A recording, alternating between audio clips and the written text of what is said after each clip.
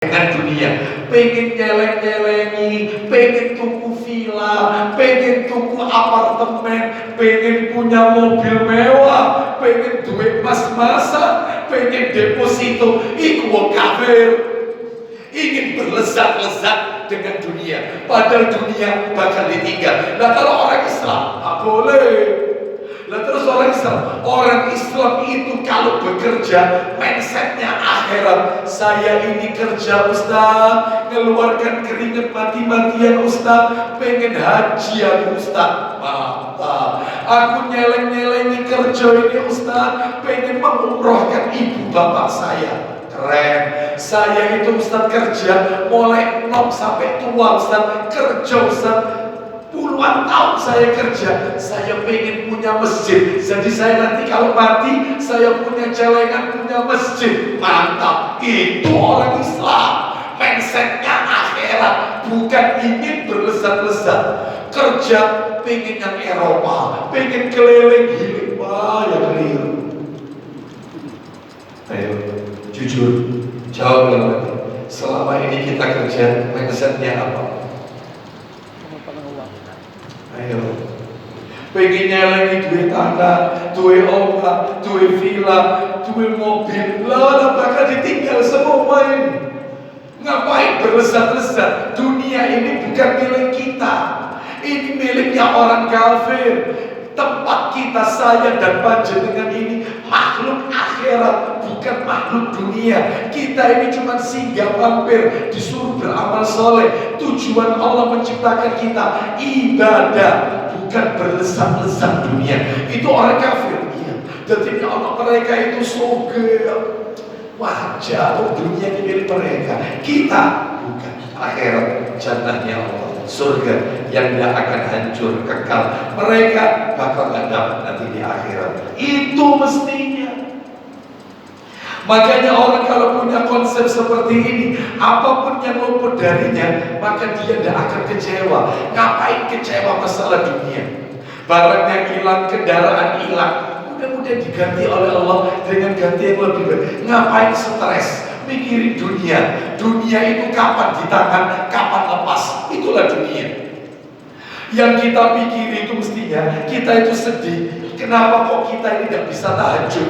Alarm sudah disetting, sudah jam beker sudah disetting. Kita pesan sama istri kita, kamu kalau dengar alarm, aku tak nono ya, aku tak tahajud. Alarm nyala, jam beker nyala, istri sudah horek-horek, mas, lagi mas, tahajud, tapi tetap itu mestinya sedih. Oh yo, aku kok angel ibadah. Kenapa? Hati-hati, Allah tidak memudahkan Anda untuk ibadah. Itu mestinya sedih. Kehilangan dunia sedih. Salah. Mindsetnya dirubah. Jangan kayak mereka orang kafir. Ya, bisa kira-kira kok koyonya angel misalnya. Insya Allah. Ya. Bapak Ibu sekalian, rahimani wa rahimakumullah. Sekarang saya tunjukkan sedekah yang paling utama supaya kita selamat dari pertanyaan akhirat nanti di dunia, di akhirat kelak. Pertanyaan di akhirat kelak, selamat dari pertanyaan harta. Apa saja? Satu, namanya sedekah sirriyah. Sedekah sirriyah. Ini sedekah yang paling utama. Sedekah sirriyah. Sedekah sirriyah. Sirriyah. Apa sedekah sirriyah itu? Sedekah yang dilakukan secara sembunyi-sembunyi, rahasia. Kenapa kok ini lebih utama? Karena sedekah sirriyah ini lebih mendekati ikhlas dan selamat dari riya. Jadi kalau bisa sedekah itu tidak perlu diumumkan. Sedekah itu tidak perlu dipublikasikan. Sedekah itu ditutup, yang tahu hanya Allah Azza wa Jalla. Sirriyah, gak usah keluar-keluar. Ya, seperti itu. Apalagi sekarang banyak lagi di status itu. Kalau saya baca sodako hari Jumat, nulis status, alhamdulillah 50 bungkus telah terkirim Jumat barokah. Ya Allah, ria. Wong mau taklim ke Masjid Ar-Rahmah, nulis status OTW taklim Masjid Ar-Rahmah, ria. Yang di-share di status itu jangan kitanya, poster kajiannya saja. Kan takbir Masjid Ar-Rahmah sudah buatkan poster, ya kan ada ya. Itu aja supaya orang lain tahu kalau ada taklim, jangan kitanya. Nanti makan di mana, resto, di foto makan. Sudah difoto? Biar orang lain tahu.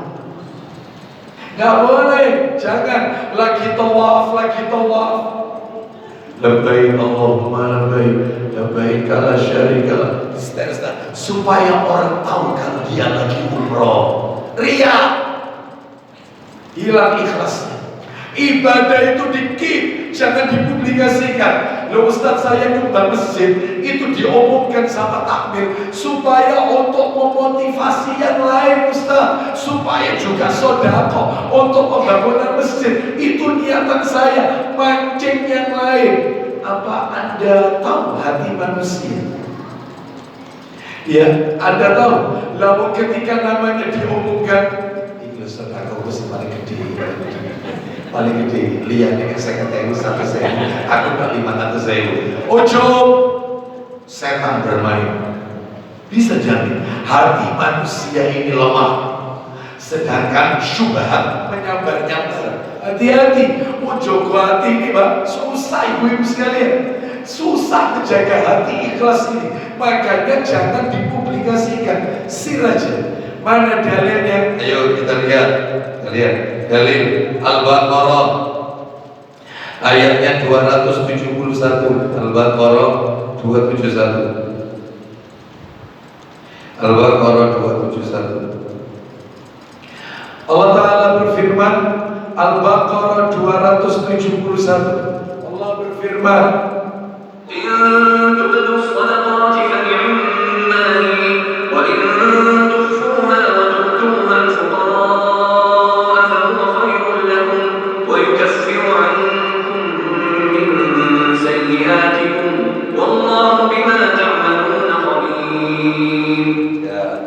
kita dengarkan terjemahannya 271.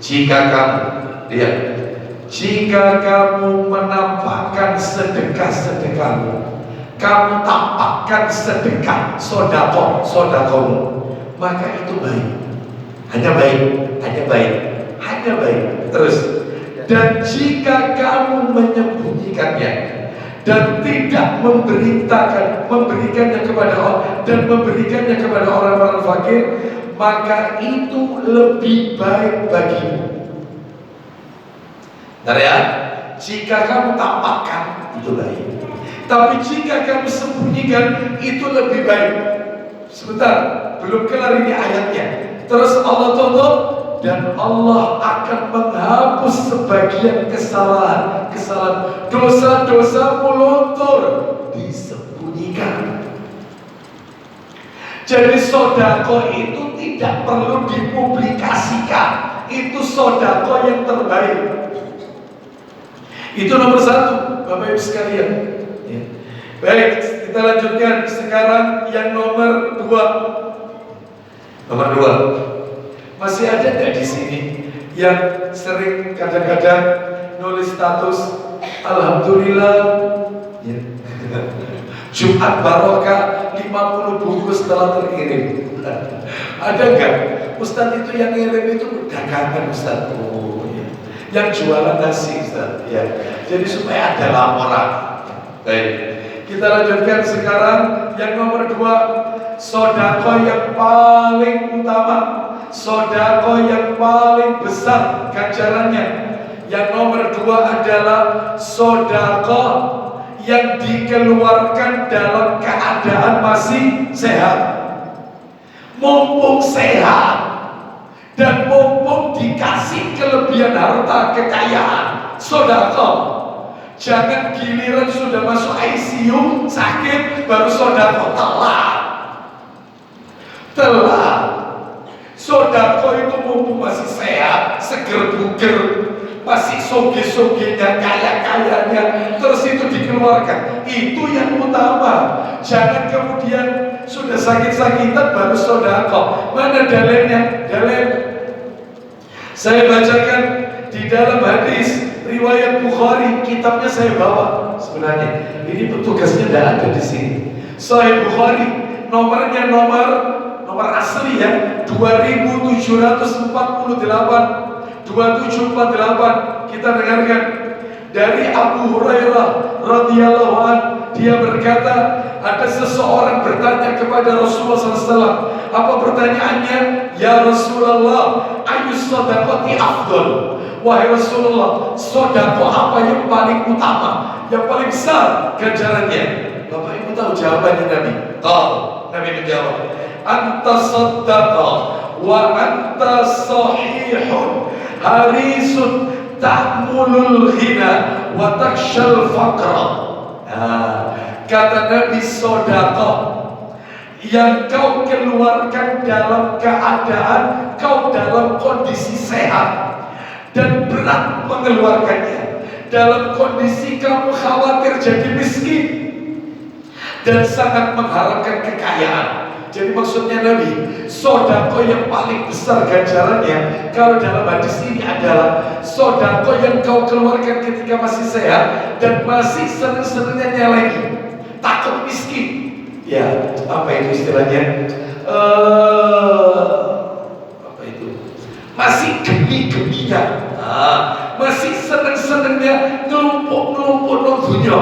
Ya, tapi ingat tadi yang saya katakan, cirinya seorang muslim kalau kerja gak boleh kayak orang kafir. Orang kafir itu kerja untuk berlezat-lezat dengan dunia, pengen duit villa, pengen punya mobil, pengen punya apartemen, itu orang kafir. Kalau orang Islam, dia kerja kaki jadi kepala, kepala jadi kaki, orientasinya akhirat. Saya kerja mati-matian untuk haji Ustaz. Saya kerja mati-matian pengen duit masjid. Saya kerja mati-matian pengen punya ponpes. Mantap, orientasinya akhirat, jangan berlezat-lezat. Orang ini juga begitu.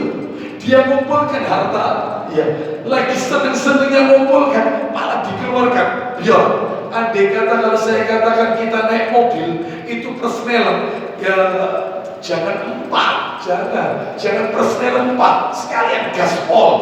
Berapa persnelan itu sampai berapa? 5 apa 6? Sekalian 5 6 bes. Sudah.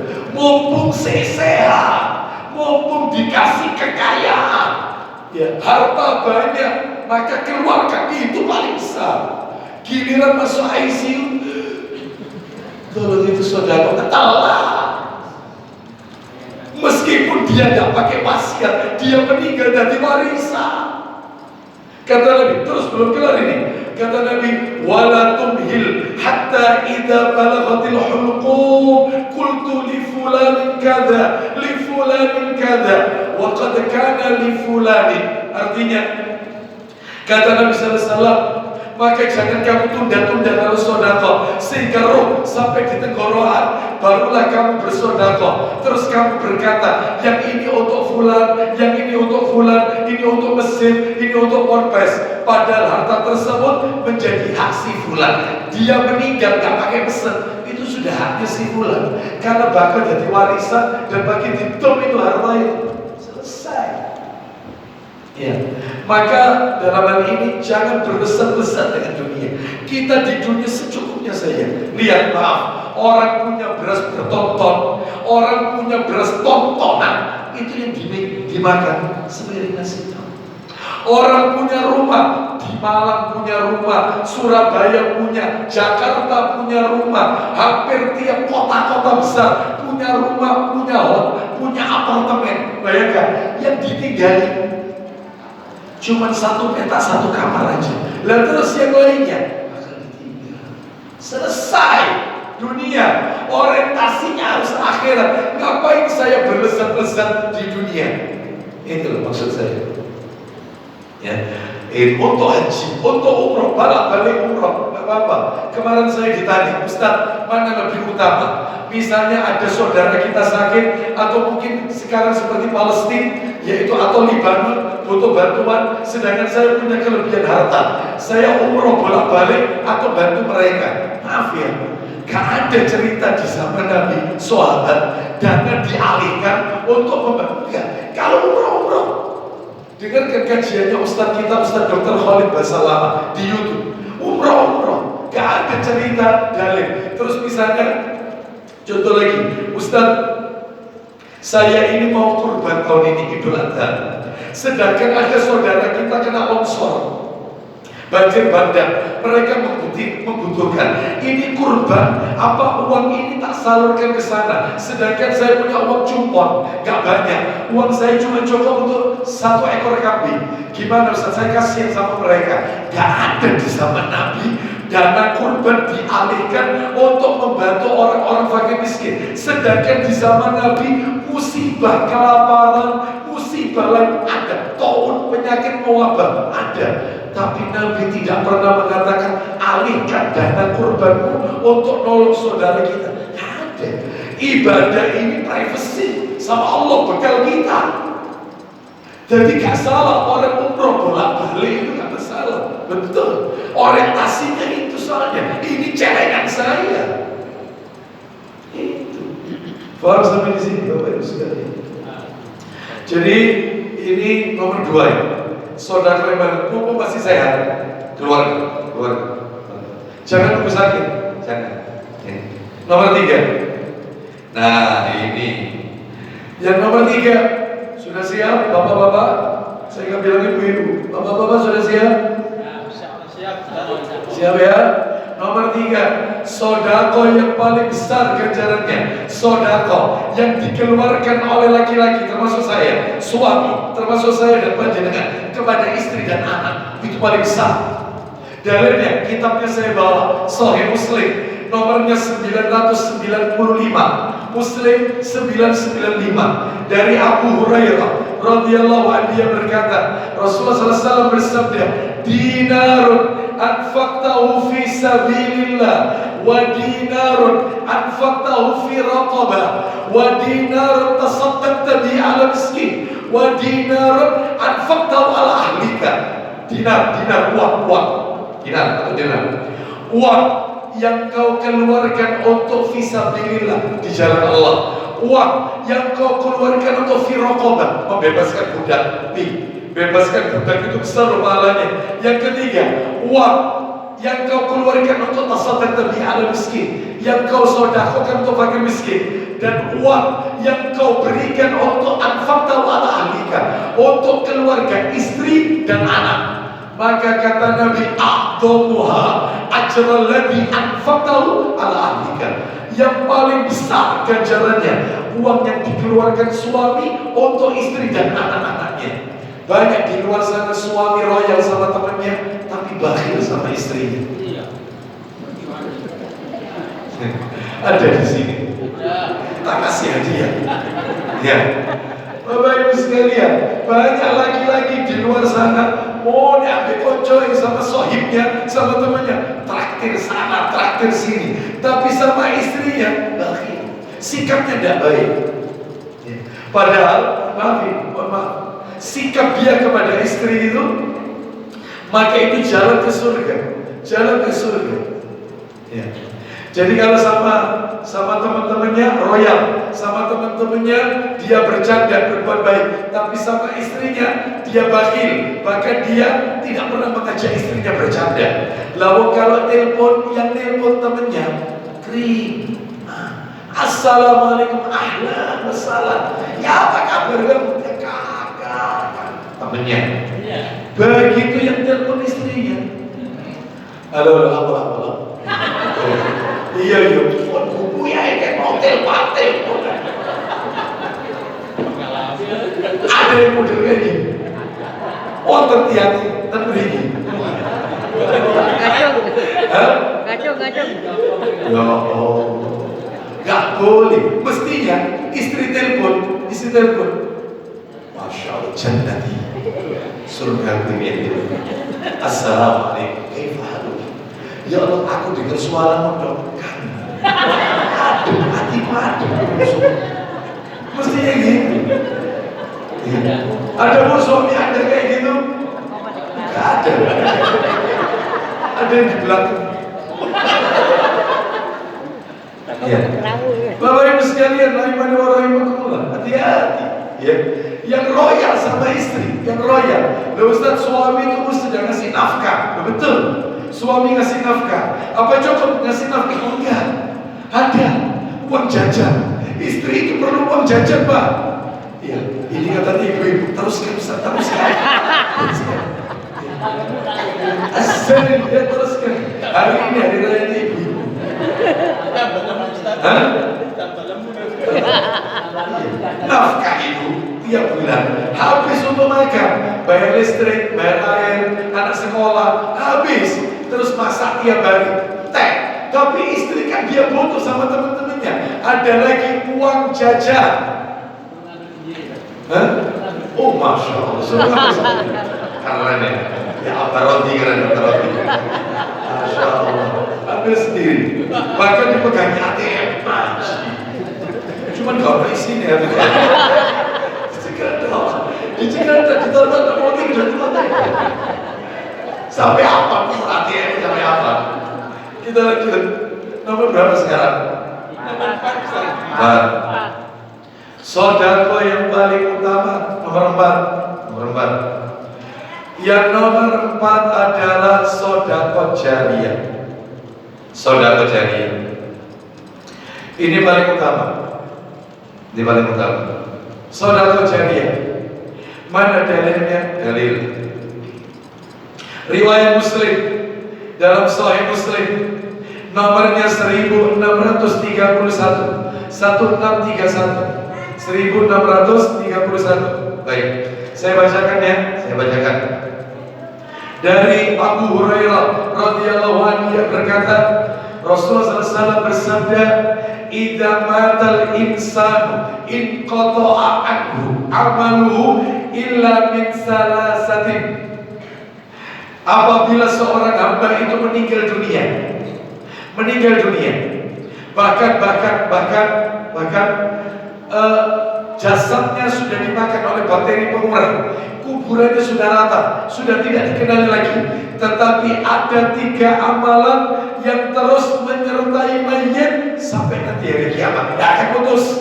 3 amalan yang tidak akan putus meskipun orangnya sudah dimakan bakteri pengurai.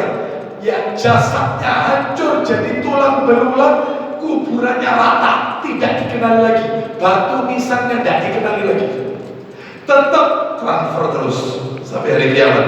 3 amalan gak putus. 1, illa min shadaqatin jariyatin. Sodako jariyah. Apa sodako jariyah? Nanti tak sebutkan, tak jelaskan dikit. Nomor 2, au ilmin yuntabau bi. Ya, yuntabau bi. Ilmu yang diambil orang manfaatnya. Yang ketiga adalah awaladin salihin yadaulah. Doanya anak yang selalu mendoakan orang tuanya. Itu investasi akhirat, punya anak soleh-soleha. Itu ya, doanya anak tidak akan putus. Makanya kalau seorang anak suka mendoakan abi dan uminya, papa dan mamanya, Allahumma gfir lahu warhamhu, itu kalau sudah meninggal. Kalau masih hidup, Rabbi firli wali walidayya dan seterusnya. Itu nanti kalau orang tuanya meninggal suka didoakan ampunan. Dalam riwayat Ibnu Majah, Nabi mengatakan la turfa'u. Ya, ada seseorang itu yang nanti di akhirat derajatnya itu naik terus ke surga. Surga paling tinggi. Orang tua ini berkata kepada Allah, "Anna hadza, kenapa aku kok diperlakukan seperti ini?" Jadi orang tuanya merasa amalannya biasa-biasa saja, tapi diistimewakan oleh Allah. Surga paling tinggi. Apa jawabannya Allah? Bistighfari waladikalam. Karena anakmu suka memintakan ampunan untuk dirimu, naik terus ke surga tertinggi. Makanya punya anak soleh, Maka ini investasi akhirat. Dan yang penting untuk memiliki anak yang saleh, maka orang tuanya harus saleh. Kenapa? Benda yang bengkok tidak akan pernah melahirkan bayangan yang lurus. Nah mungkin benda bengkok, bayangannya bengkok. Benda lurus, bayangannya lurus. Buah itu kalau jatuh tidak jauh dari pohonnya. Maka jadilah orang tua yang soleh, yang soleha. Maka anak kita akan mengikuti kesolehan kita. Baik, kita lanjutkan yang tadi sodako jariah. Tak jelaskan ini. Sodako jariah ini, katanya para alim ulama, itu satu, lebih identik kepada fisik bangunan. Fisik bangunan, fisik bangun masjid. Ini sodako jariah. Karena masjid ini dipakai terus. Dipakai terus. Ada jamaah itu begini, Ustaz, dia bilang sama tamirnya, Pak, masjid ini listriknya berapa tiap bulan? Sekian. Saya handle. Loh, Masya Allah. Sedangkan masjid ini dipakai sholat itu pakai pengeras suara. Pengeras suara tidak mungkin keluar kalau tidak ada listrik. Listriknya dia yang handle. Air PDAM-nya masjid ini yang nutup saya. Masya Allah. Untuk tiap Jumatan, gak usah minta-minta ke orang lain. Untuk makanya jamaah sholat Jumat, saya nutup. Masya Allah. Ya, karpetnya masjid ini tak nutup. Ya, keramiknya. Kemarin ada yang tanya, Ustaz, saya itu nyumbang lampu di masjid. Lah ternyata lampunya mati. Sama takmir mau diganti. Apa sodako saya tak berhenti? Yalah. Termasuk takmir mau ganti keramik, awalnya keramik diganti mau granit, berarti diteteli kan? Lah itu kan uangnya orang. Apakah terputus? Udah terus sampai hari ini. Kan tujuannya untuk lantai, meskipun ganti lantai tetap terus.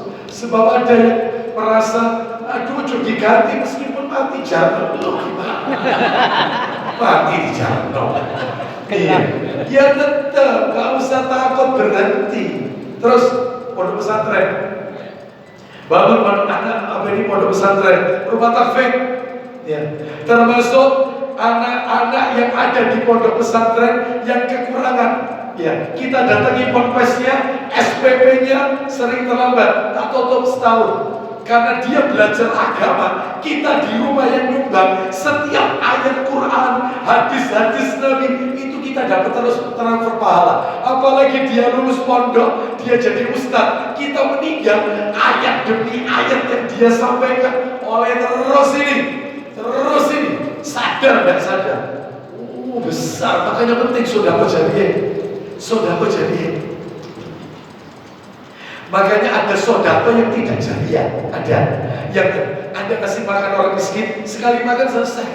Tapi Anda membantu mereka yang belajar agama atau bangun rumah yatim, rumah tahfidz, masjid, pondok pesantren, fisik bangunan. Termasuk diantaranya seperti teman-teman kita kemarin, beberapa waktu yang lalu kejadian Semeru. Waktu itu teman-teman kita punya inisiatif, mereka kesulitan air bersih. Kalau mengambil air bersih itu mereka harus jalan berkilo-kilo. Itu sama mereka dibuatkan pipa-pipa yang langsung masuk ke sumbernya, langsung ke rumah-rumah warga. Hasil urunan jamaah kita, Masya Allah itu gede pahalanya.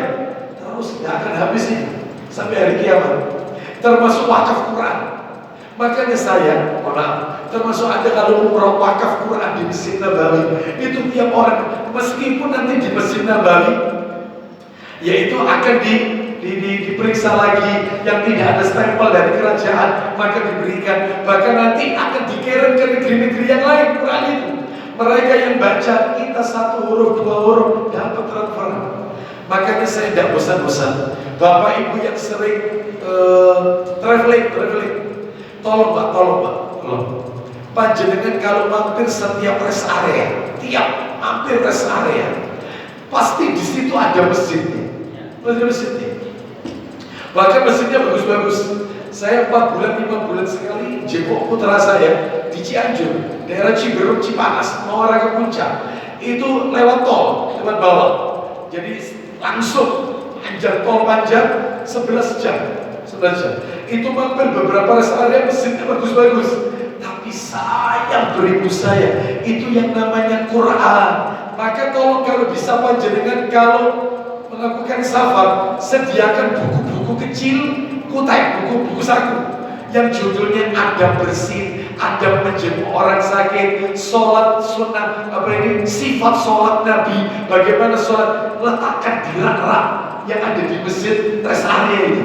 Orang datang dari luar kota, dari manapun, dia baca, dapat hidayah, Anda dapat pahala, tidak habis sampai hari kiamat. Dia dapat, berarti salah kabeh selama ini sholat, dibaca terus, ya Allah istighfar, terus dia berubah menjadi baik. Anda dapat pahala itu besar, jangan diremehkan. Makanya bawa buku saku, siapkan di mobil Anda, Al-Quran siapkan, masuk rest area letakkan.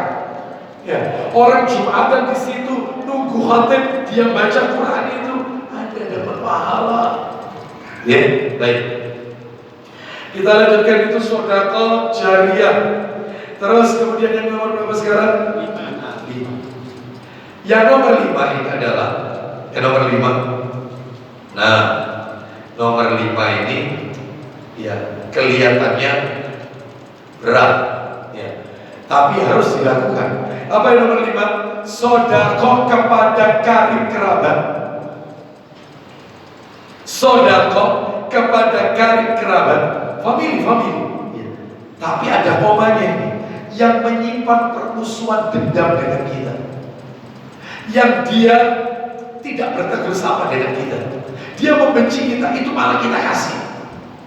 Kita kasih, meskipun dia tidak mau menerima, maka tetap kita peduli. Oleh-oleh dari apa makanan kita kasih, ya kita transfer kalau dia membutuhkan, meskipun dia tidak mau, bahkan dia semakin jahat mencaci maki kita, itu besar pahalanya.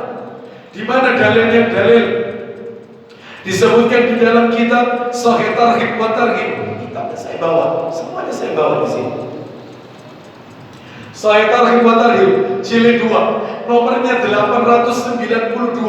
Saya bacakan dari Ummu Kulsum binti Uqbah radhiyallahu anha. Dia berkata, Nabi sallallahu alaihi wasallam bersabda, "Afdhalus shadaqati shadaqah 'ala dirrahimil kashi." Sedekah yang paling besar ganjarannya adalah sedekah yang kau berikan kepada keluargamu yang menyimpan permusuhan di dalam hatinya dengan dirimu. Jadi kalau ada keluarga kita baik dengan kita, dia khair kepada kita, kita khair baik dengan dia, ipas. Di mana nilai tambah? Di mana added value-nya? Nilai tambah? Nggak ada. Dia baik, kita baik, selesai.